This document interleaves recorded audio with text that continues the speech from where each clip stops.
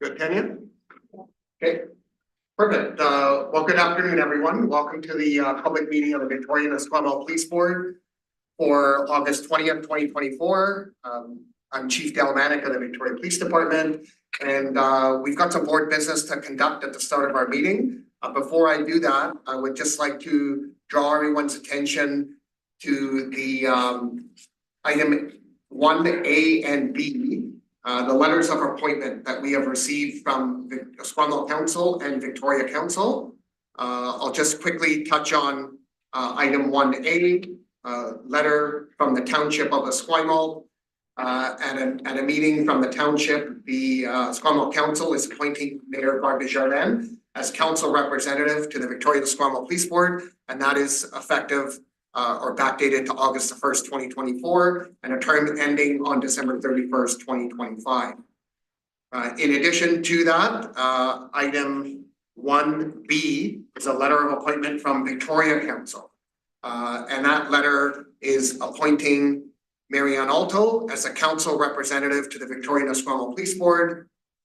And it is from this date, which is August 8th, is when the council letter is dated, and it will be in effect until May 1st of 2028, subject to the said person remaining a duly elected member of Victoria City Council. So again, congratulations both to Mayor Desjardins and to Mayor Alto for being appointed as council representatives to the Victoria Esquimalt Police Board. The next order of business is with the changes to the Police Act is to elect a new board chair. So as per board manual, I'll just kind of cover off what steps we will be taking. I will be calling upon board members to self-identify or self-nominate themselves for the chair position. I will call on nominations for 3 times. If there's no seconder that's needed. If there is only one person that nominates, that individual will be acclaimed as chair of the Victoria Esquimalt Police Board moving forward. If there is more than one nomination, then each individual will be allowed to speak up to 5 minutes to address the board as to why they should be selected as a chair. So we'll follow that process in the selection of a chair. So I would now initiate that process, and I will call upon any board members to self-nominate themselves for the position of chair of the Victoria Esquimalt Police Board. Okay, I have Michaela Hayes. Michaela is self-nominating herself as chair. I will ask for any other nominations for chair of the Victoria Esquimalt Police Board. Okay. Seeing any, I will ask again. Any other nominations for chair of the Victoria Esquimalt Police Board? Not seeing any, I'll ask third and last time. Any other nominations for the position of chair for the Victoria and Esquimalt Police Board? Not seeing any. Michaela, congratulations, and please join me.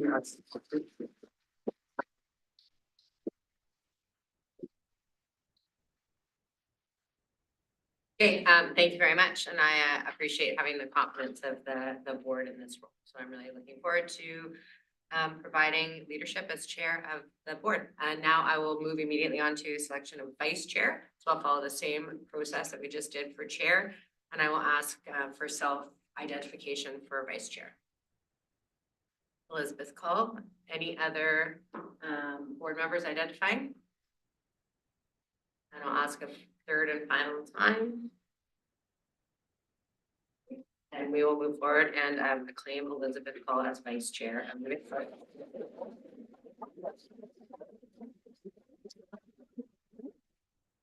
well, that was easy. Kind of bad to nominate yourself. I'm going to the manual for that for next time.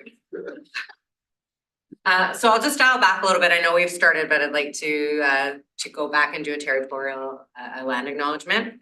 I would like to acknowledge that we are on the ancestral and traditional lands of the Lekwungen people, known today as the Esquimalt and Songhees nations. Collectively, we acknowledge the unique impacts of the role of police in Indigenous history, and we are actively working on our commitment to reconciliation through building relationships and learning. I will also serve this as warning that is my intention that different people do land acknowledgements at each meeting. So I will look forward to each of you putting your hands up or me randomly selecting you at future meetings to provide your land acknowledgements. And we will move on to any declarations of conflict of interest. None. I'm looking for a motion of adoption of the public agenda of August 20th, 2020. Paul? So moved. Second by Elizabeth. We'll all second. Oh, look, you can all vote now. No. That was really exciting. Everything on the agenda. All those in favor? Great. Motion carries. Moving on to adoption of the public minutes of July 16th, 2024. Looking for a motion to adopt those. Elizabeth, second. Barb, and all those in favor? Motion carries. Well, I don't know what we should do for board co-chairs update. It can be one that we didn't have any update and two deleted going forward. Yeah. I just want to say thank you to Mayor Desjardins and Mayor Alto for being our co-chairs over the last period of time. I think you've done a great job given the issues that this board has had to have dealt with. In the last time that I've been on the board for a year and a half, I think you've done a great job trying to navigate the ship and keeping everybody together, as sometimes that's very difficult. But again, I just wanted to say thank you for being part of this board, and glad that you're here moving forward. So thanks again. Thank you for that, Paul. Committees update. Going down here to page 7, it looks like maybe we just have Finance Committee, Donna. Or Elizabeth, are you going to speak to it, or we're just going to move on to that? No, I think Donna's going to give the update on where we're standing with our finances, and all I will add is that our committee has been working over the summer to reach out to the organizations we identified earlier as ones we wanted to talk to about what we wanted to see in terms of policing Victoria and Esquimalt, and we're getting some really good response, which I'll be bringing forward to the committee in September. Thank you. Yeah, you all have the report. I just wanted to point out that we're close to target. So target is 57.6%. We would expect to be spent this time of year. And we're at 60%, so slightly over, maybe related to overtime. The other thing I wanted to point out is I did have another version of this report, but I didn't quite make it into the package as I was running it before to vacation. So I had actually broken out the overtime line on the page 9 of the package. Oh, actually page 10. The line says non-recoverable overtime. So actual spent was just over 3.2 million. The budget is 4,099 million, and it says it's 79.5%. In actuality, that line is both non-recoverable and recoverable overtime. So my second version had broken out the recoverable portion of that. So it was about 869,000 actual spent year to date. The budget for the recoverable was 750,000. So it was about 115.9% used, but it's recoverable. So it's kind of in and out money, so it doesn't affect the bottom line. The non-recoverable portion is actually 71.4% used. And so with a target of 57.6%, that equates to about 460,000 overspent, not the 895 some odd that I had said in the 895,000. So I will be coming forward at a future date with more of a detailed analysis of what where the overtime is overspending is located, and just to note that it is difficult because of the way that we track our time. Standby charges, which were new, I think halfway through 2023, are included in our overtime. So it's hard to get a handle on where the overages are, but I will work towards that and bring a report for in future. That's it. Any questions? Any questions on that?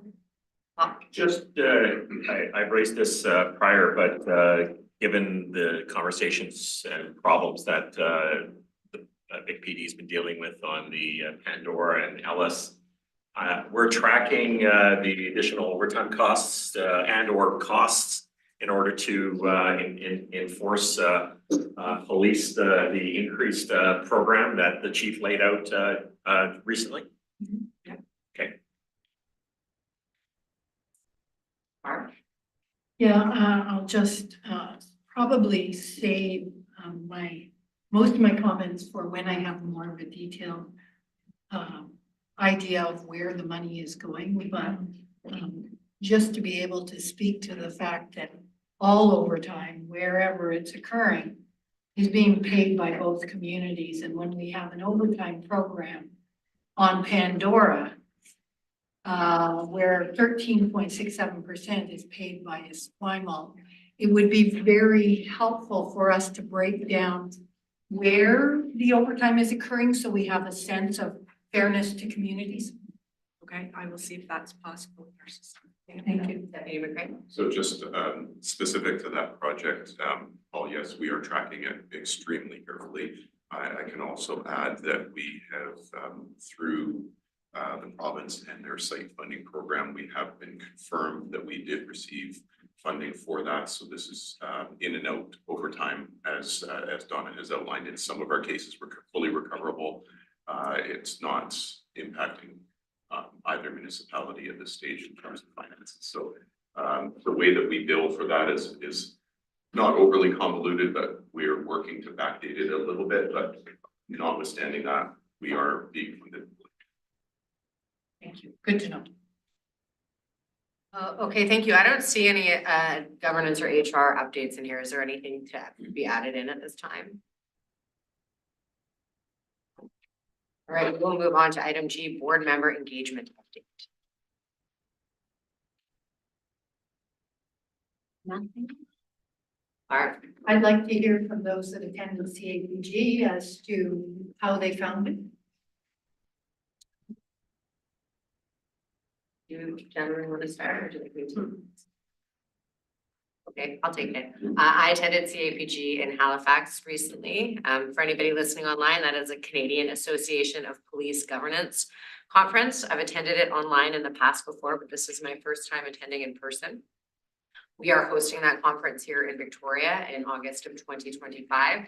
So I was especially interested in that experience. From a conference perspective, I enjoyed it a lot. I learned a great deal. I am prepared to and pleased to bring forward a more robust report than I'll put in these few moments right now, because I think there's some information that can be shared, and there are some recorded sessions that I'm going to seek permission to share with board members because I think they would be valuable.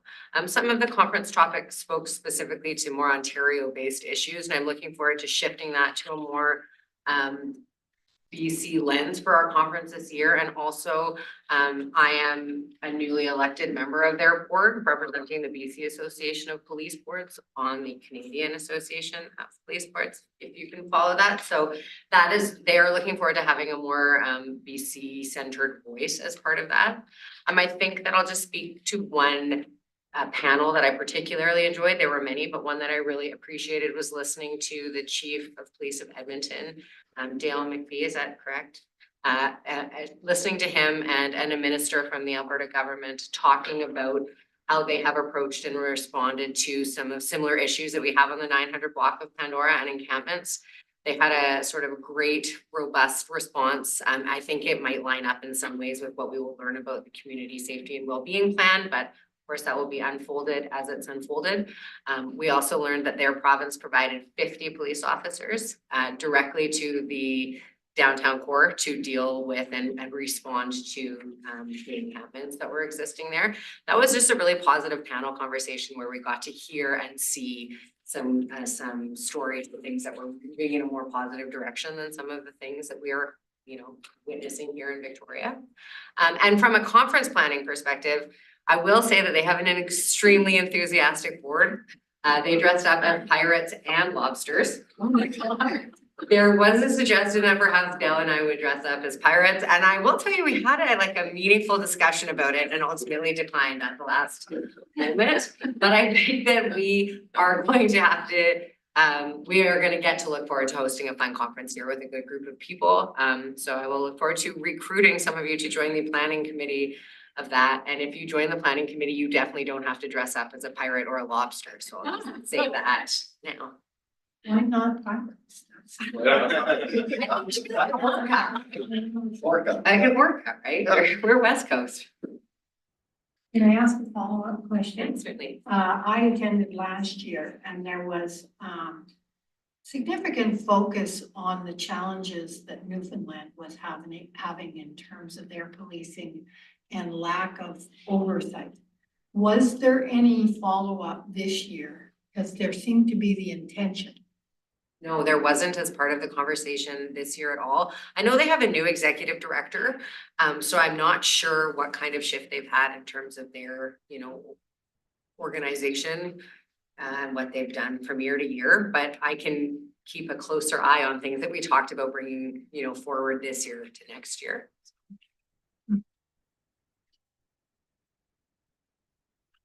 Thank you. I was also at CAPG, second conference to attend. The sessions were absolutely wonderful. I think the session from Edmonton, one thing that stood out for me was the level of organized crime that was actually involved in the space. So we're looking at unhoused situation, but apparently it was 100% driven by organized criminals doing some pretty sophisticated things to ensure that those encampments were going. So that was a learning outcome for me, and the collaboration between police and city was also quite interesting.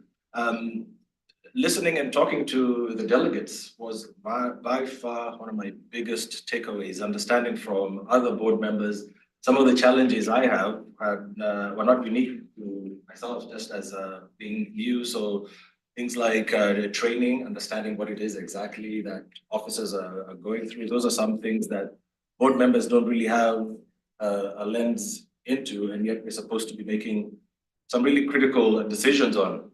So that has gone back to CAPG, and I think there'll be a little bit more thought again about training and giving us a little bit more tools to be better in the oversight, but not really the operational element of things. Training, as much and as many tools as we have to make these critical decisions, I think are absolutely welcome. And I would always be willing to sign up and go and speak to other board members, get connected, and hear that what is happening across the nationally, and I think that applies to us. So I'm very grateful for the opportunity to have been there. Sean, did you want to add anything? Yeah, no, I was also at the conference, my first time attending in person, but I've been to several of them virtually, of course, because the pandemic included a lot of that opportunity. So my comments are going to be very similar to Tim and Michaela in that it was good to meet up with other people, other departments.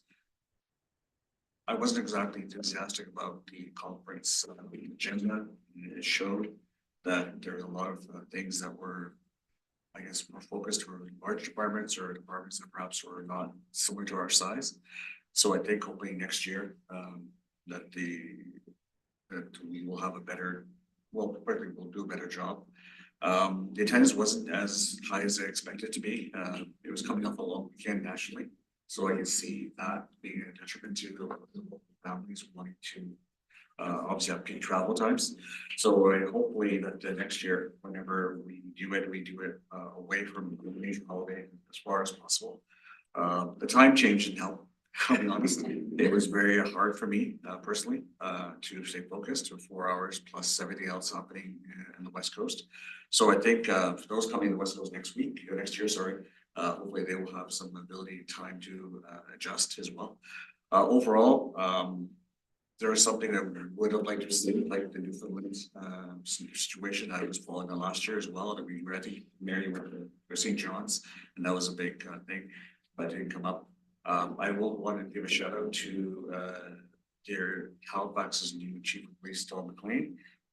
Very gracious host, the Mayor of Halifax as well, and their community. It was very lovely. I have to admit, the community of Halifax is going through a lot of change and growth, very similar to what we're experiencing here. But their perception of policing and safety and well-being was very positive by the residents and community. And I thought it was a sharp contrast with what we have here. And I felt really bold of the fact that there's a vision in place that where our members can be better supported. I saw that in Halifax definitely. And I saw the community there that really rallied around their officers and really rallied around what was being offered. So I thought that was a really good eye opener.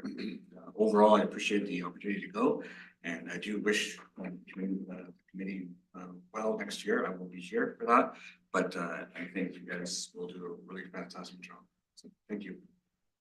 Thanks very much for that, Sean. And I just want to circle back to one thing. I'll get you 1 minute, Elizabeth, that I really appreciated having Chief Manick and Deputy Chief McCrae there. I think it really shows a lot to have the senior leadership from policing come and participate in the governance conferences.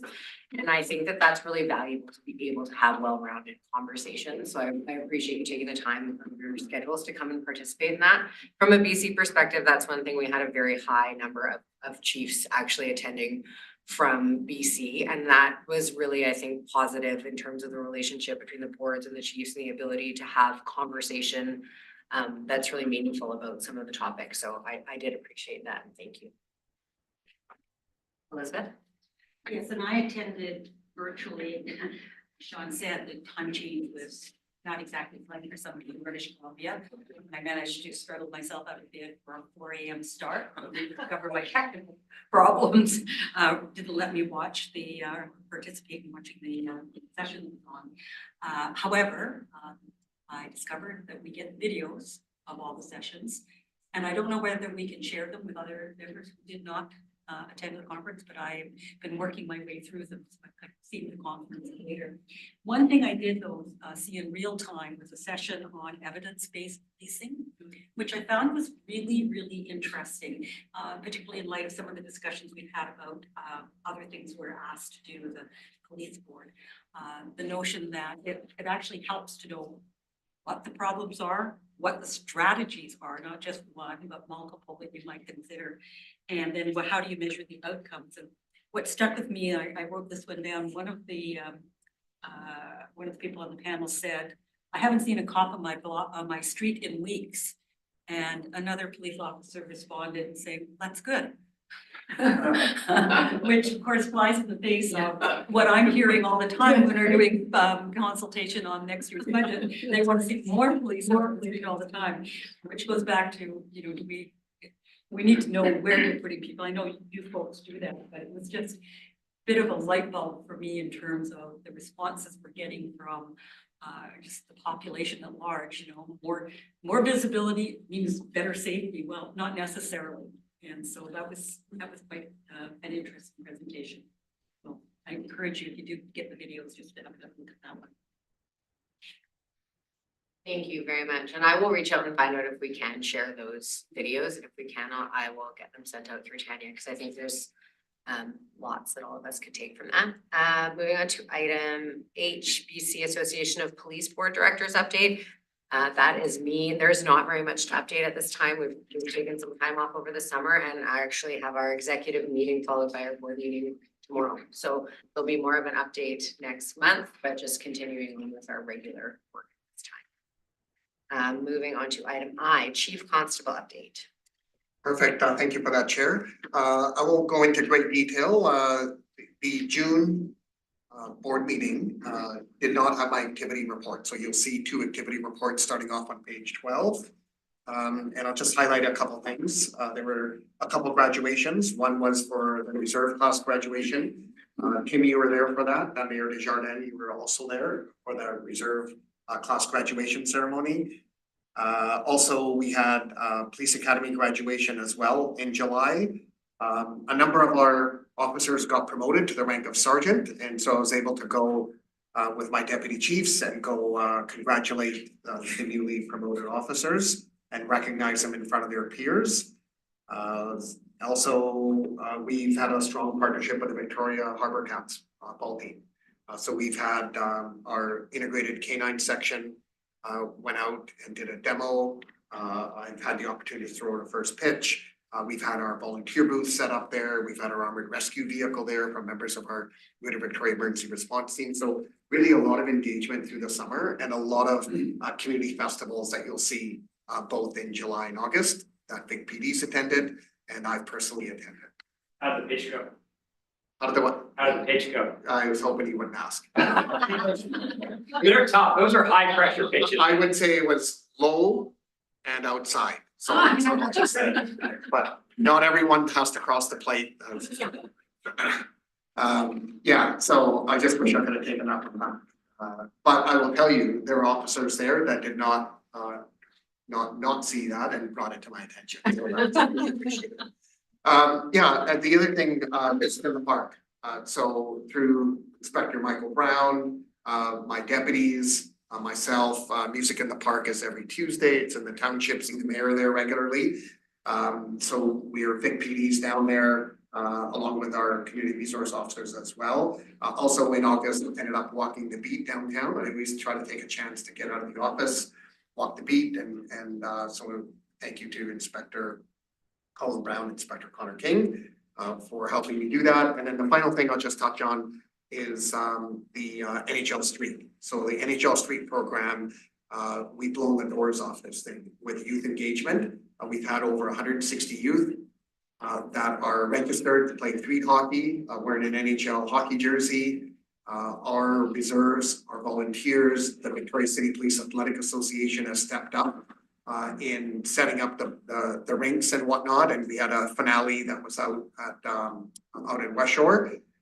Just very, very well attended. We actually are exceeding our expectations. We're gonna probably have to expand this to other organizations. There's just such a demand for youth wanting to play hockey and giving the police a really good opportunity to engage with youth and parents through playing street hockey. So I'll leave my comments on that unless there's any questions. Thanks, Chair. Any questions on that? I actually have a question. How often or regular is it for a member of senior leadership to walk the beat? Our officers go out whenever they can. I think it's hit and miss. They've got busy schedules. Most of our officers also double as critical incident commanders or as a duty officer, so they're on call.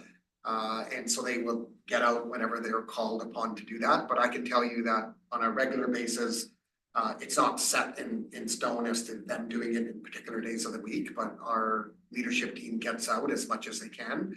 Some more than others, because it also depends on what position you're in. I know Inspector Michael Brown being in the township, the mayor sees him regularly, whether he's on bike or on foot. Doing that, some of the other positions don't lend themselves as easily to be able to free your time up to go out. But it is a priority and we do whatever we can. And I can tell you that our members appreciate that. When they see our officers out on the streets, whether we're helping. I actually heard Deputy Raymond the other day was out on a traffic stop. I heard you on the radio. Or you're on some sort of stop and help us on the way, routine to cover you. I was actually a little nervous for you, I'm not gonna lie. So it happens regularly. Well, thank you. I think I'm sure that members appreciate it. And I think it sounds great that you do that when there's the opportunity. Are you wanting to do a separate equity, diversity and inclusion date? Yes, please, if I may. Yes. Okay, thank you. Yeah. So again, that's in your package on page 12 and page 13. So one of the things that we do prioritize here at Vic PD is really getting out for our diverse communities. And so June and July were good. We had the Africa Fest celebration, which I attended, Pride Parade. Just a quick shout out to Staff Sergeant Jen Ames from Vic PD, who's our police co-chair on the Greater Victoria Police Diversity Advisory Committee and kind of coordinates our footprint and for our contingent in the Pride Parade. Attended the Festival of India. There's Kid Summer Camp, Festival Mexicano. Again, June and July have lots of community festivals and many of them are from our diverse community. We also, in the end of July, had another relationship building event with the Aboriginal Coalition and homelessness. So this is a partnership that Big PD has had for over 6 years, where we partner with our Indigenous street community and we go and do a bunch of different events, whether it's going to a movie, a hockey game, or in this case, it was a Harvard Cats ball game. So it's well attended. We had Dan Phillips from our leadership team, Deputy Chief McCrae was there, myself, Tanya, you were there as well, representing Vic PD, and we had a couple other members there, but it was just a great night of ball. To be out there again, building those relationships that we know are very important. And just one minor adjustment, my report was submitted prior to the cancellation of the August 18th Punjabi Cultural Event Festival. That has been postponed to next Sunday, so I will be attending on August 25th. That's it, thanks. Great, thank you for that. Okay, moving on, we have item H, review of board 2023 and 2025 strategic priorities. And I don't actually see that in the agenda at all, anything speaking to that, so, no? Yeah, I don't see it in the agenda, so perhaps we can re-add it next time so that we can review it. Elizabeth? I'm wondering whether that's something we shouldn't talk about at a board retreat. And certainly since I've been on the board, I haven't had a chance to really dig into it, and lots of change, has changed. I think that's a great idea, and I know we've talked about doing a retreat for a while. We put it on hold for a bit when we understood that we would have a new chair, so I will pick back up the planning of that to do as we can get that organized, and we can bring all sorts of things, including that, up for discussion.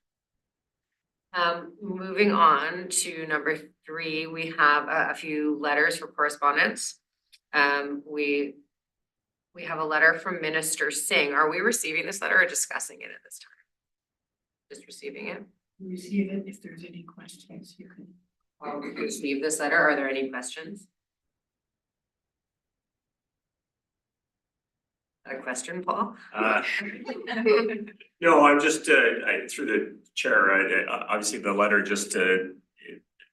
the letter that we received from Minister Singh is response to the letter that this board sent the minister regarding the school police liaison officers. And I'm just cognizant that the school year is approaching us and still very concerned that from hearing from our MISS team, I took back that schools are not safe for students, and it really concerns me that this issue is there. And I know we're trying to continue meeting with School District 61 to get something going, but I'm just cognizant that the time is elapsing and the school year is starting, and I am most concerned about the students and the student safety, and just needed to flag that. And I know if we need to the board needs to do anything to support the chief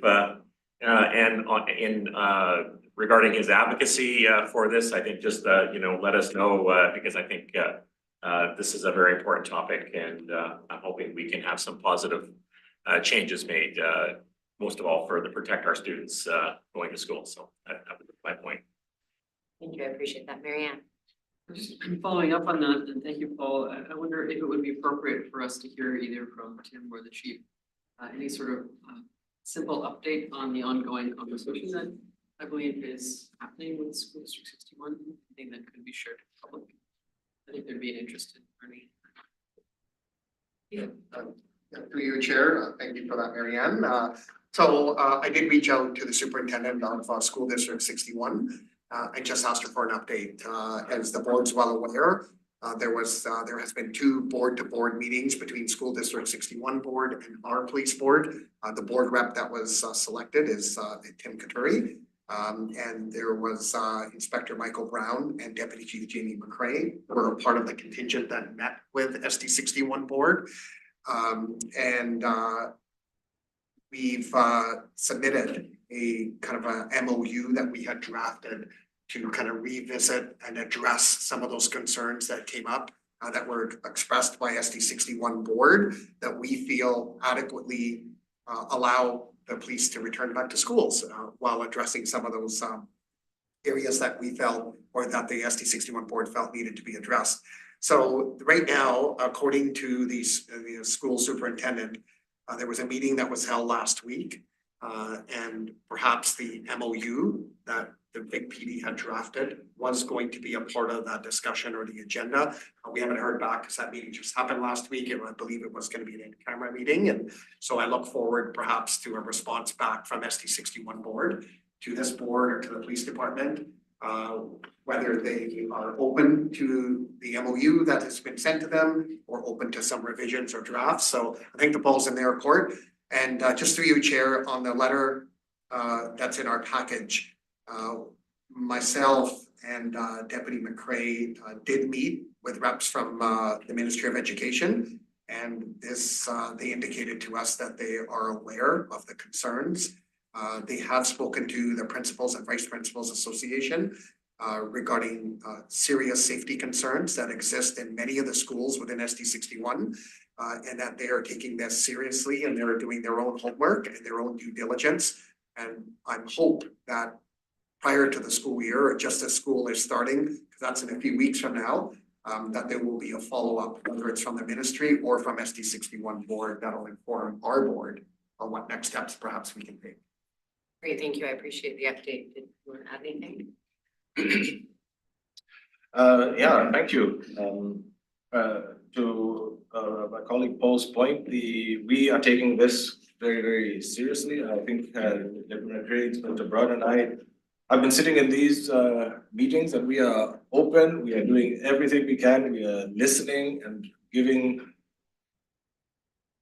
open up. We are happy to support any direction that we get. So whatever we hear back, I think will be useful to help us make those decisions to support our students. And maybe it is important also to understand that in the absence of the quote unquote blessing, we will still be paying attention to what is happening in the schools. And I wonder if that's something to speak to now.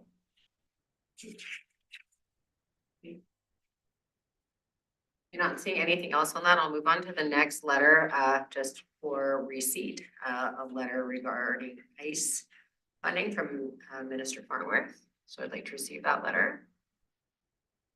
Thank you. Any questions or comments? Thank you. And moving on to a final letter, Chief, did you want to speak to this or do you want me to? I can speak to it if you like, Chair. Thank you. Yeah, so the last letter is just a letter of thanks for one of our officers, Constable Stacy Fuller. Stacy is one of our community resource officers out in the township. And she was asked to attend and present on a fraud awareness symposium to some condo residents. And it's just it's a nice letter to thanking her for her presentation. She was on point. It sounds like her presentation was very well received and was timely. And so they're just writing a letter of thanks for her work. And so again, I'm sure that's been passed on to her through Inspector Mike Brown.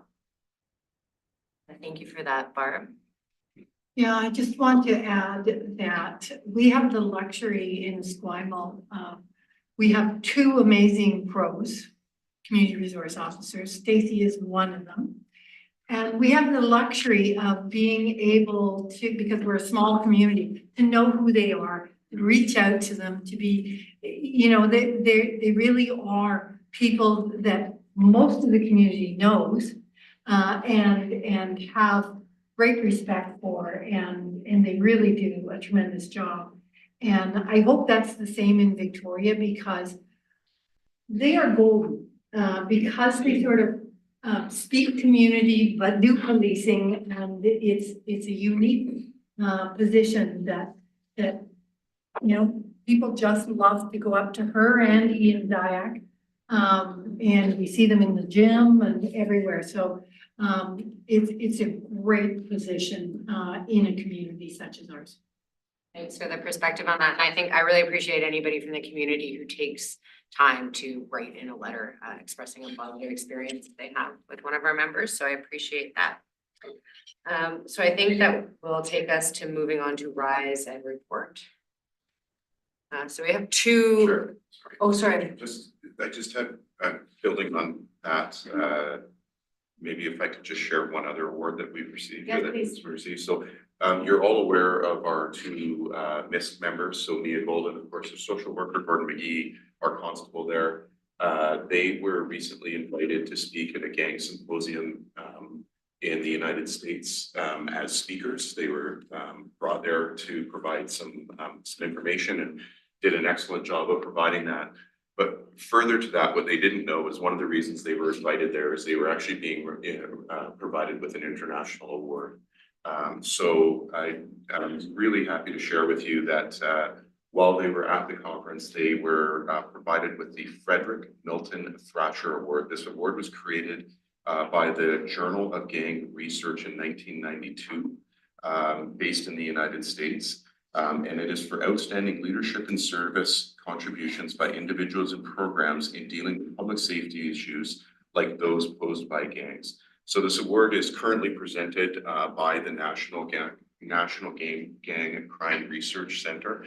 And to have two of our people from here at Greater Victoria recognized in something international like this is a very big deal. And we already expressed to them our appreciation for their work and their congratulations, but I wanted to share it with the board so you knew, especially because you've had some interactions with both of them recently. So just congratulations to them, and it's great news. That is really great. Thank you for sharing that, Paul. Just on that, like, I think that would be great if, I don't know if Vic PD Communications could issue a statement on that. Just given the important work that this team has done that we just talked about in particular in schools, but I think the public would, I think we should share that good news story and how wonderful it is to have this talented people working for us. Agreed. Thank you. Mark? I'd just like to add to that, the board send them a letter of thanks and congratulations. That's a great idea. Thank you. Okay, so moving on to rise and report. We have two motions that happen in camera meetings to rise and report on tonight. So I will read the motion verbatim. The first motion stems from a meeting in June. And the motion is that the committee recommend to the board that PFM, Hinton, Forest, and Madden Group be awarded a contract for the chief recruitment at a cost of $60,000 plus applicable taxes, if any. And that motion was carried unanimously.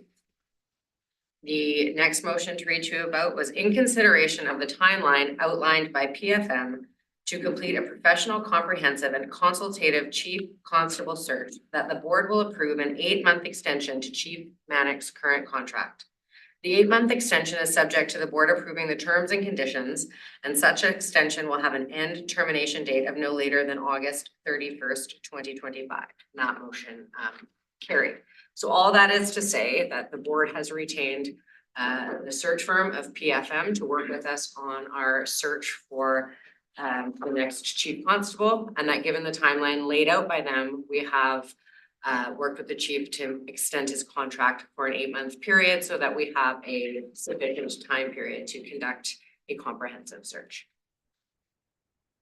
My question is any portion of that 60,000 expected to be spent in the current year, or would it all be in 2020?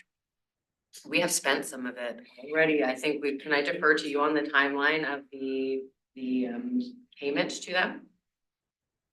Yes, some of it is this. We have just a ballpark idea of. $30,000, sorry. Do you know, Paul? Yeah, we could send it to you. Yeah, it's my memory serves me, it's a four-staged payment plan. Initial payment, and then payment after 30 days-ish, and then after certain deliverables. Okay. But we can send, Tim or I can be happy to send that to you. Okay. Any other questions on that this time? So before I adjourn, there's been a suggestion that we go back into in camera to discuss the presentation that we had earlier. Is that okay with everybody? Okay, I'm seeing do I need a seconder for that? Okay, Elizabeth, and all those in favor?